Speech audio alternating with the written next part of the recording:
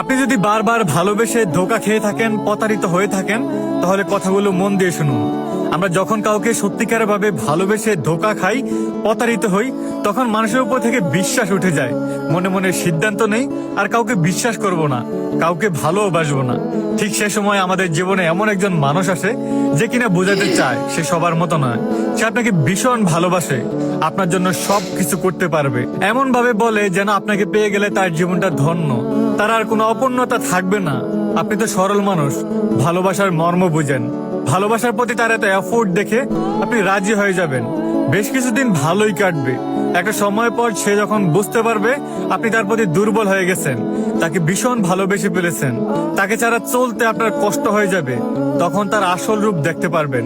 যে মানুষটা আপনার সাথে একটুখানি কথা বলার জন্য ঘন্টার পর ঘন্টা অপেক্ষা করত, তাকে আজ খুঁজেও পাবেন না। যে মানুষটা আপনার একটুখানি ভালোবাসা পাওয়ার জন্য কত শত স্বপ্ন দেখাইতো, সে মানুষটা আজ এমন ভাবে অবহেলা করবে যেন আপনি থাকলে কিংবা না থাকলে তার কোনো কিছুই যায় আসে না।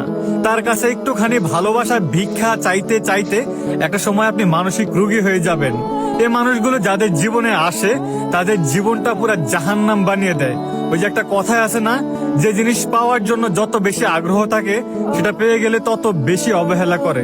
তাই কাউকে ভালোবাসলে, মন দিতে চাইলে 1000 বার চিন্তা ভাবনা করে মন দিবেন।